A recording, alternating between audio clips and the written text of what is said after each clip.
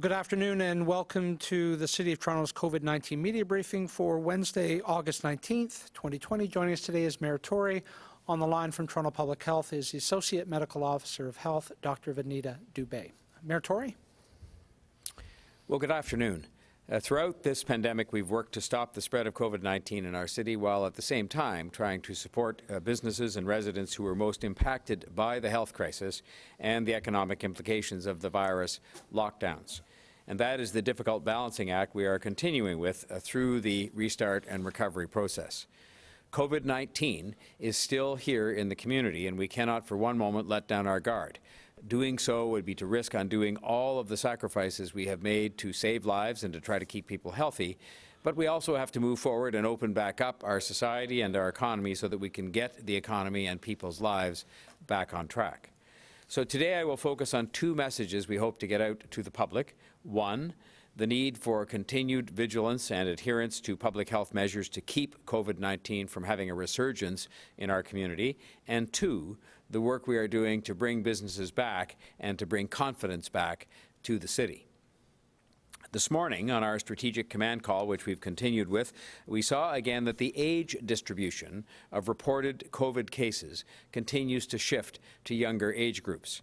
In the most recent 2 weeks, the average age of COVID cases was 39 years old, compared to 52 years overall for the entire pandemic outbreak. The proportion of cases among those who are less than 19 years of age and those 20 to 29 years of age has increased significantly in the last few weeks.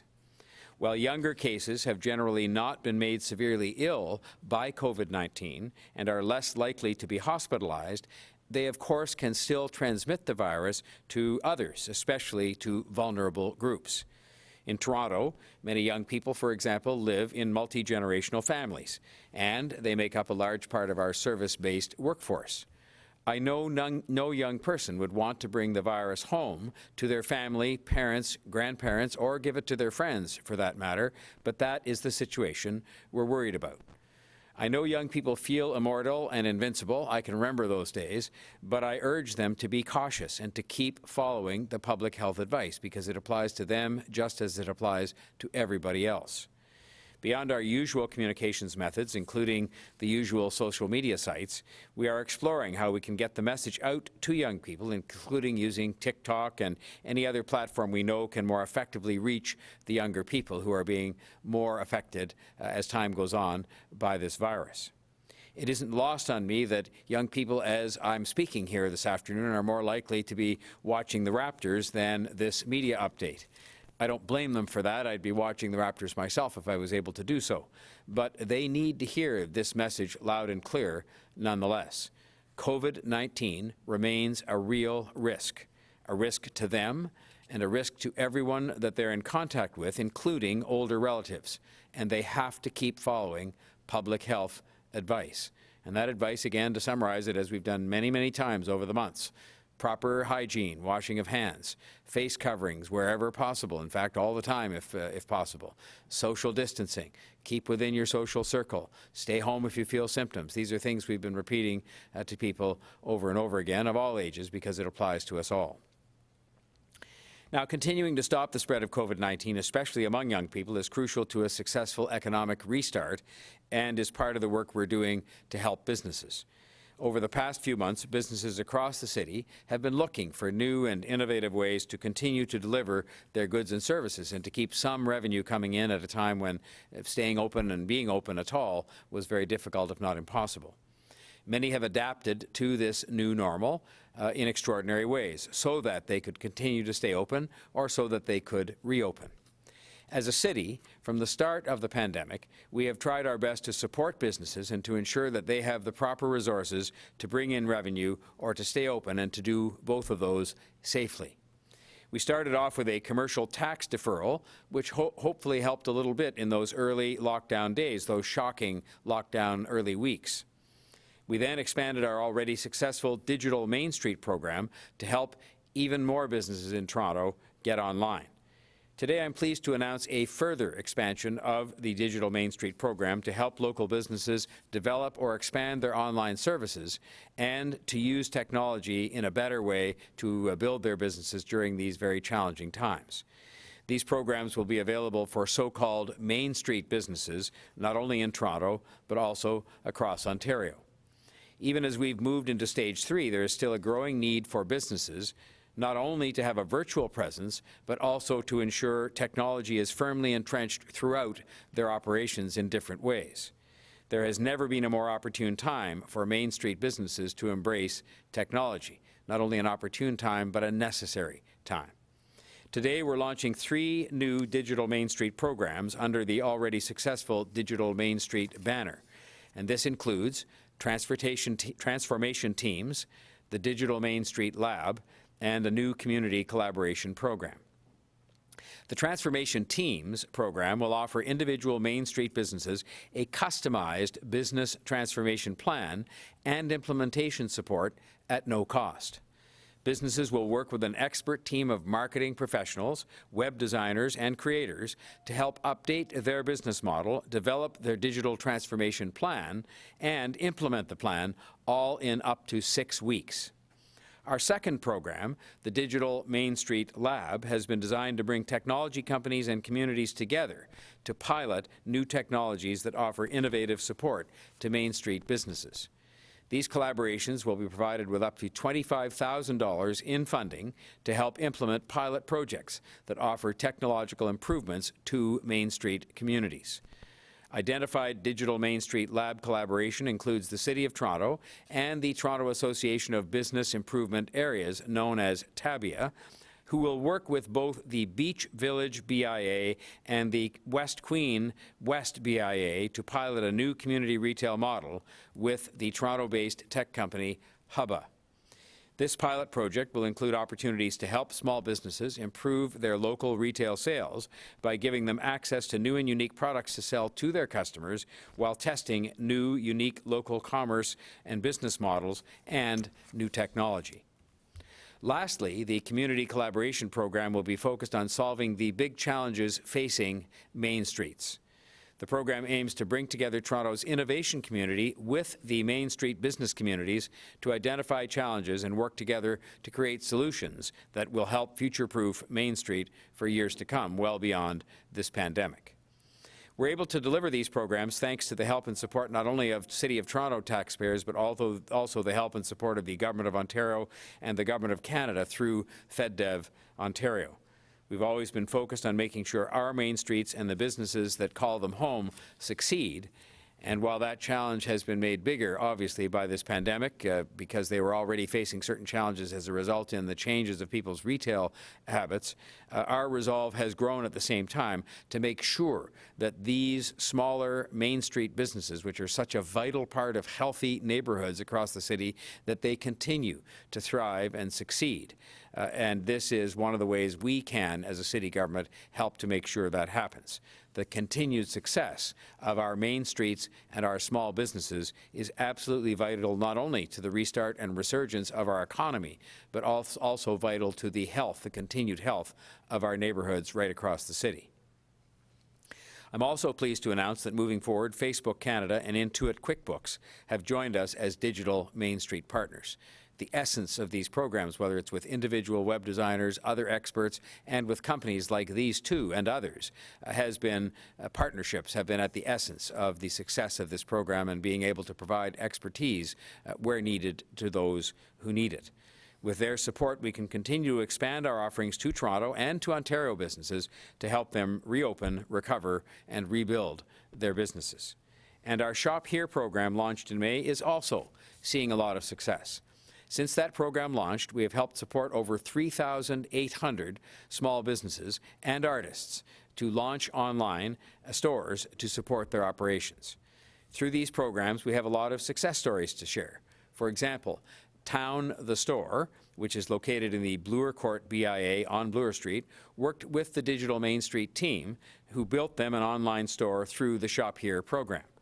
The Digital Main Street team then spent another 8 hours providing the store with hands-on support, showing them how to do digital marketing to support their online store. Since opening the online store, they have attracted new customers from across the country, including Vancouver, Montreal, and Calgary, just to name 3. Valenciennes Bridal on Eglinton Avenue West in the Upper Village BIA also worked with Digital Main Street to get an online store built via Shop Here, and they also used the Digital Main Street team to help them set up their social media and email marketing program. They also built a bridal design online program that provides virtual consultations through Zoom, allowing them to target customers beyond Toronto and beyond the BIA on the west part of Eglinton. For businesses in Toronto and across Ontario, I would encourage them to visit Digital Main Street at digitalmainstreet.ca in order to take advantage of these new resources to support their digital transformation.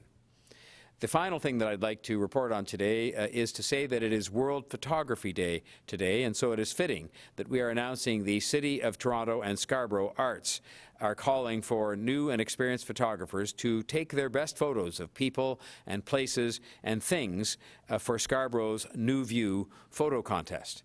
This came about after myself and Deputy Mayor Michael Thompson took note back in November that when you Googled Scarborough, an image of a broken-down, decrepit house came up, which, as many of you know, is in no way a representation of Scarborough. We knew that Scarborough deserved much better than that.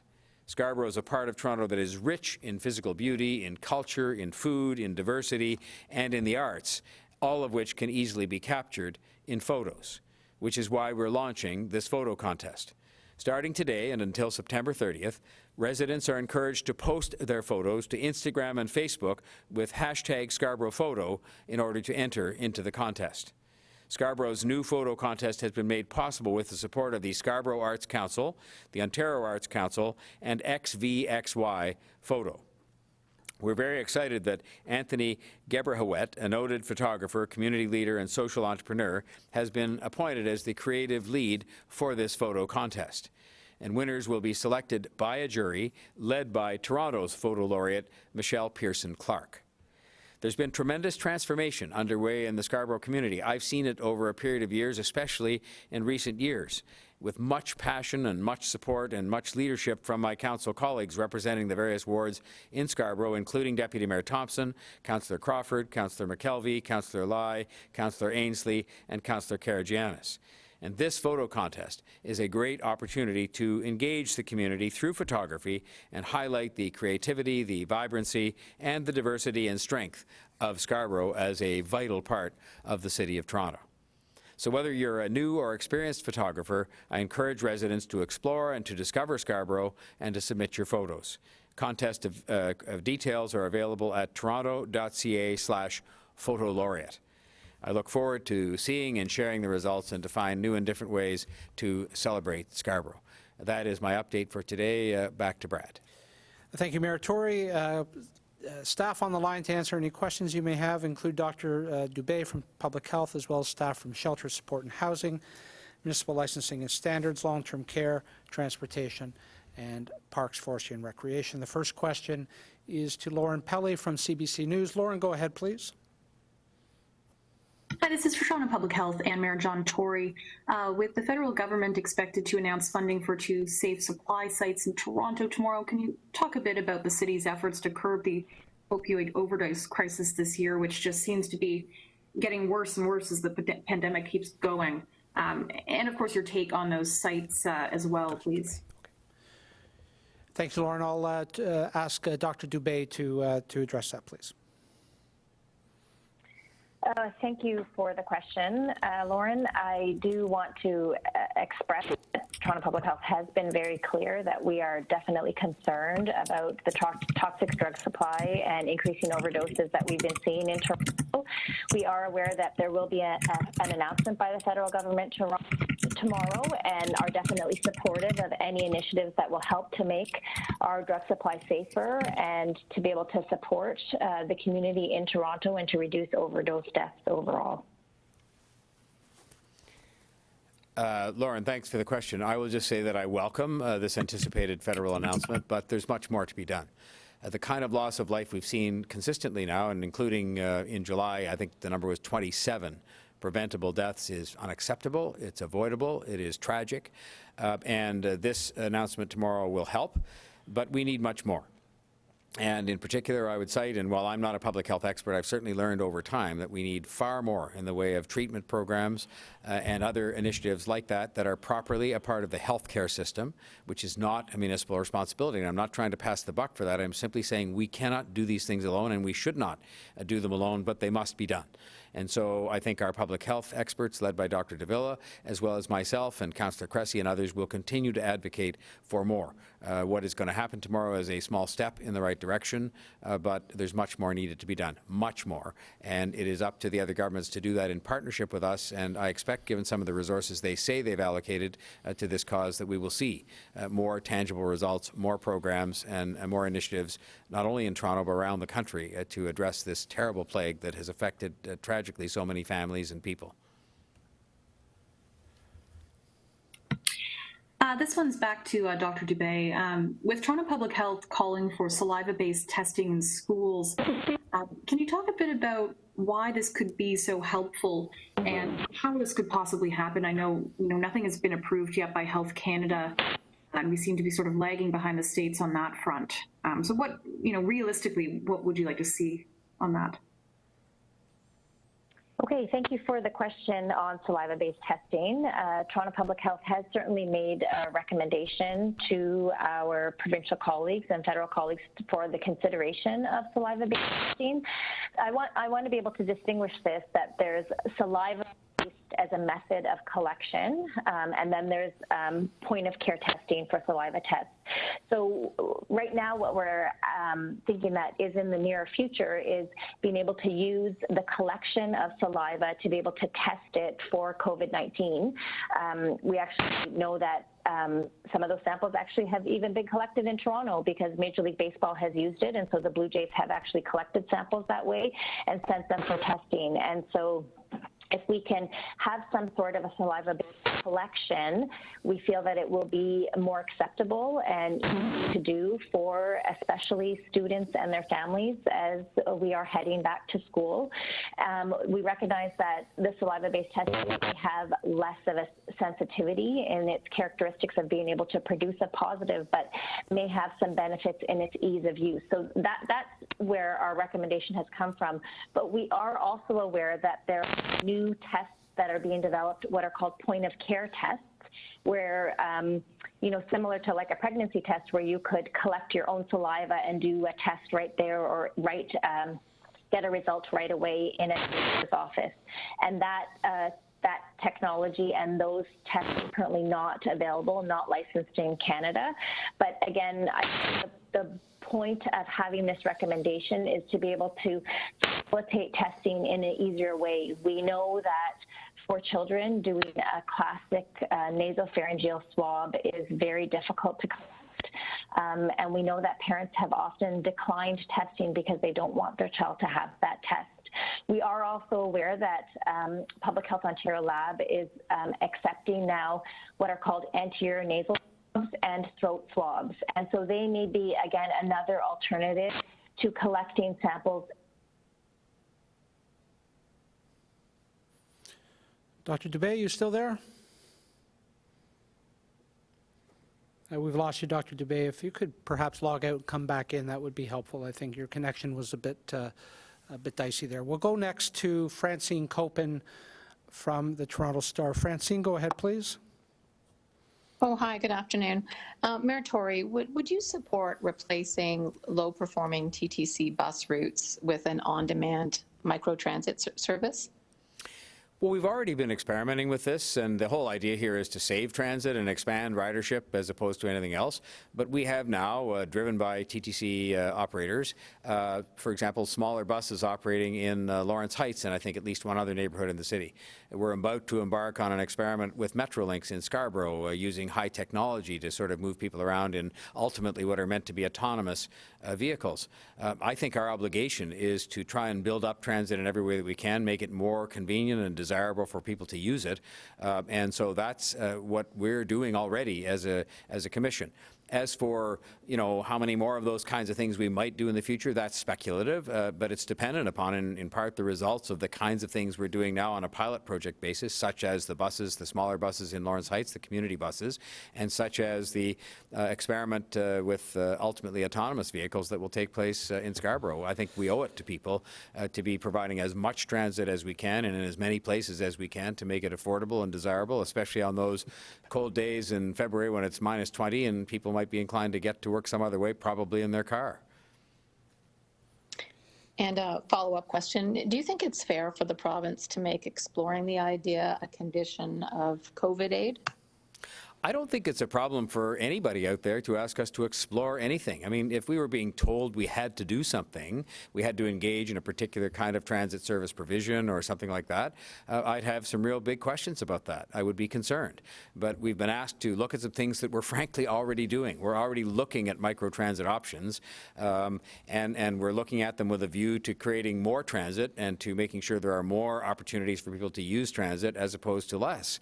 And so to me, I don't get myself too concerned about things, especially those that we're already doing on our own, and we're doing it on our own initiative. And if the requirements at some point in time in return for money that we deserve and should have to support the revenue losses we've had, if there's ever an attempt to impose actually any structure or activity, you'll hear from me on that, and so will the province. Okay, thank you. We go next to Matt Bingley from Global News. Go ahead, Matt. Hi, good afternoon. Mayor Tory, the Wellesley Institute has released information on evictions that they've been looking at in the city, and they found, their data lines up with areas of the city that are worst hit by the pandemic when it comes to the worst areas affected by evictions in the city. And I'm just wondering, with that data in mind, how concerned are you about that when it comes to the fact that the moratorium on evictions has ended?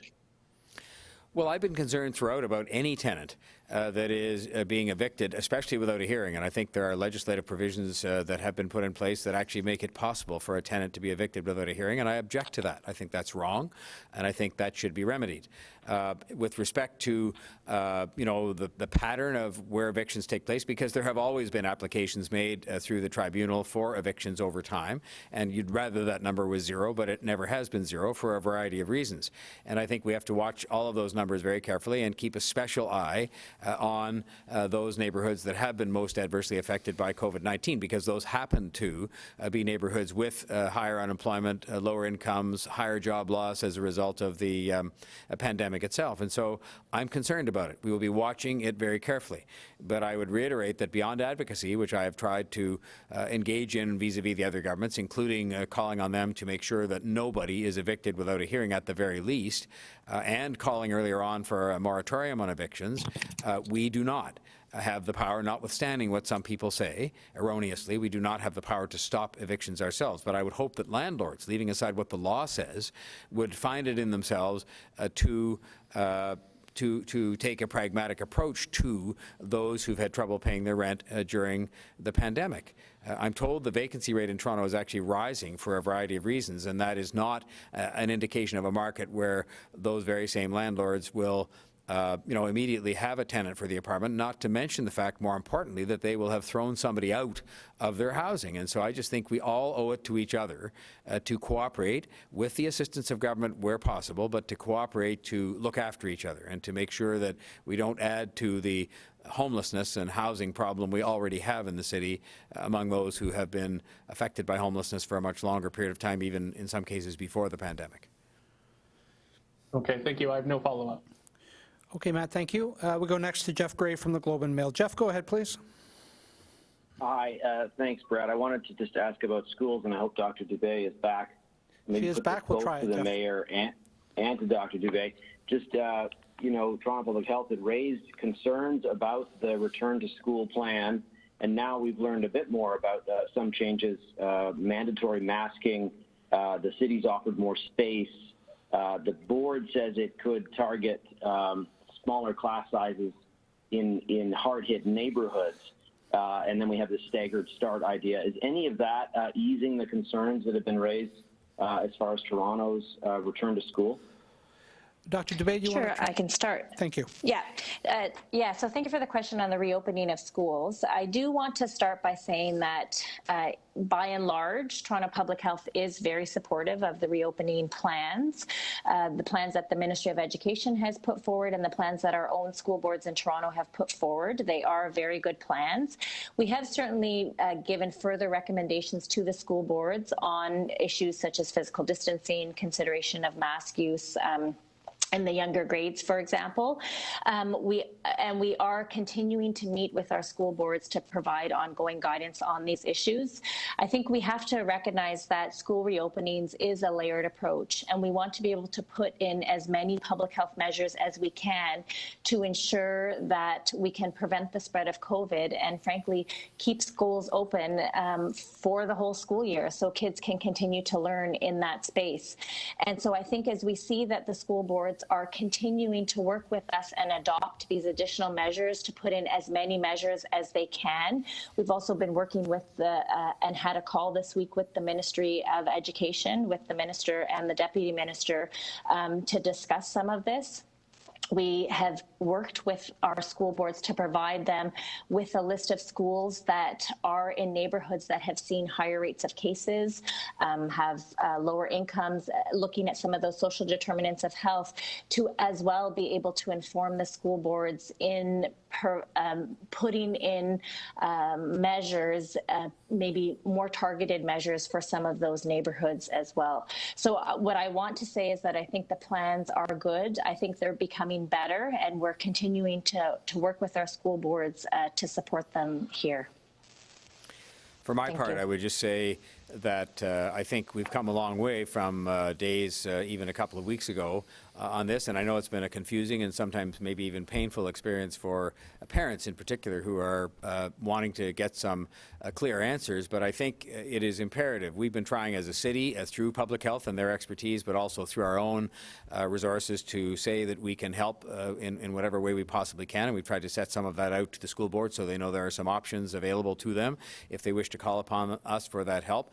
But I think, again, what's needed here is a absolutely combined, collective, cooperative, collaborative effort by school boards, educators, the province, the city, public health, parents to get this answer clarified in really short order. And I think we're moving in that direction, but we probably need to speed that up a bit. But we're making progress, and we're here to help in any way that we can, recognizing the city has, to some extent, a lesser role in all of this, but we're prepared to play any role that's going to be helpful to getting kids back to school, which they need.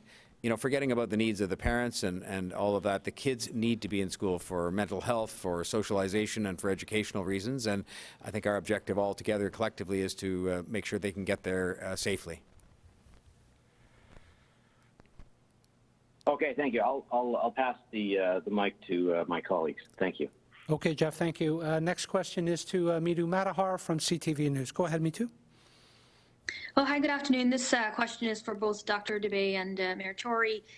What are your thoughts about more COVID positive cases among people? And if there are more cases among the under 19 age group, should we be more cautious about return to school?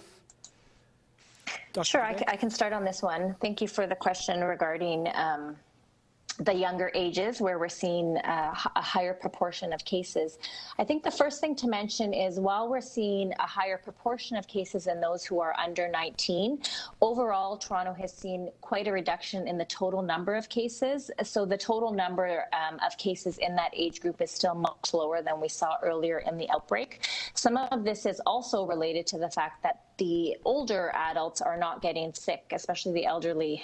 And so that's also a reason why the younger children are getting the infection. We know from our data that about 60% of those under 19 are getting their infection from close contact, from household settings. And so I think being able to prevent the transmission in the community, preventing it in households, will also help to prevent the spread in schools as well. Keeping the rates low in the community, which is the situation where we are right now, is going to be extremely crucial as we head into the reopening of schools, because we know that if the cases are low in the community and the rates are low in the community, then there's less likely to be spread in schools. Thank you. I will just say that going all the way back to that famous day in Trinity Bellwoods Park, way back, I know from talking to some of the younger people that day that there is a sense of invincibility that young people feel about themselves vis-a-vis this virus. And it may well be that the consequences are, I've learned that the consequences are in many cases, though not all, lesser for them in terms of hospitalization and so on. But we sometimes forget, and they certainly do, that they go home, they see parents and grandparents who are older. There are many, multi-generational families in Toronto. And so we simply have to drive the message home that whether you are going to school, whether you're going to work, whether you're going home, whether you're just hanging out with other people that may be of your age or otherwise, there is a risk you are going to transmit this virus. And so I think we're going to have to find new and better ways to make sure that that generation understands that while the consequences for them may be less, there are other consequences for other people that they have to be mindful of in following the very same rules as everybody else.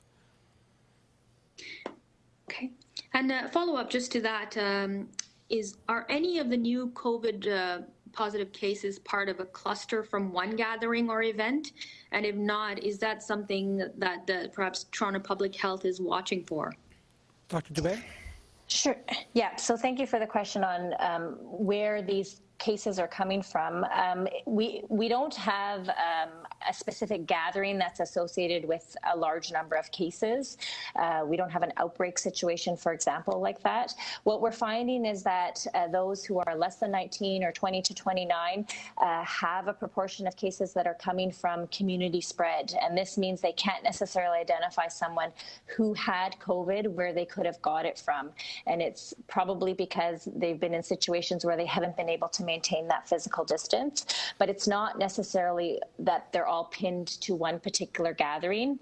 And I think to say, what could we do?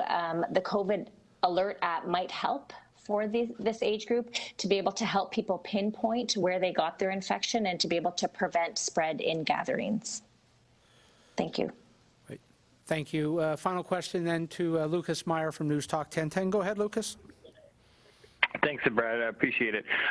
So, Mayor, just going back a little bit to something that you brought up with regards to, striking this balance, really, about people coming back to the city to get the economy going, but not overwhelming the system either. You mentioned you were going to be having some meetings on that.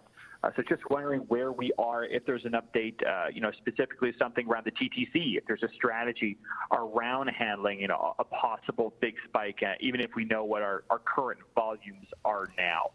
The TTC has plans in place, and as we've indicated, a key threshold for them is the arrival at a point where we have 50% of the ridership back, and we're still some distance from that. We're running in the mid-30s now, and so they have plans to alter services specifically at that time, but they have, in the interim, a constant watching of some of the busier bus routes, and there's a list of, I think, 15 or 20 of them that we're watching daily, and as we see conditions that are overcrowded compared to what we want to have in an ideal situation, there are buses added to those routes. And so the TTC has what I'll call an ongoing plan that's kind of alive all the time and changing all the time.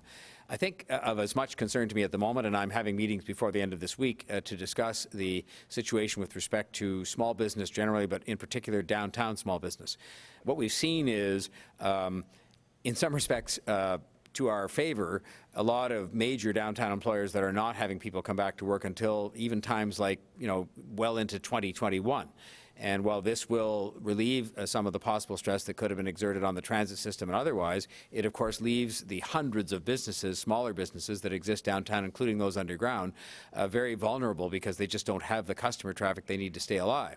And so that involves everybody working together, those businesses, plus the landlords, plus the governments, to see what we can do to make sure they do stay alive, because it will certainly not be in the best interests of the Toronto economy, of the well-being of the downtown core, which is such a huge contributor to the economy, if we have, a widespread loss of businesses in that area. So that I'm very actively engaged in that file, including talking with the other governments about that, and with the Board of Trade and with the business improvement organizations to see what we can do collectively to make sure that we don't experience any more of that than absolutely, might be the case. And we just want to keep that to zero if we can.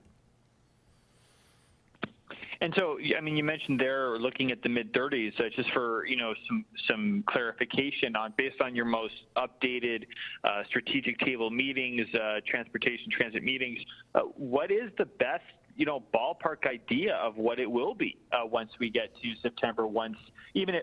Now, granted, there might be a staggered start, recognizing that, but I mean, are there some ballpark ideas of, by mid-September, what we think the TTC is going to look like? Well, we've been seeing a somewhat varied return to the public transit system, ranging from the low end on the subway to a medium end on the streetcars to a much higher, increase back towards 50%, in the mid-40s for buses. And so I'll just say to you that we don't have, a projection that we're going to share, because if we get that wrong, we're looking at it every single day. And these things, they don't go, even with the first day of school, they don't go from 43 to 55 in one day.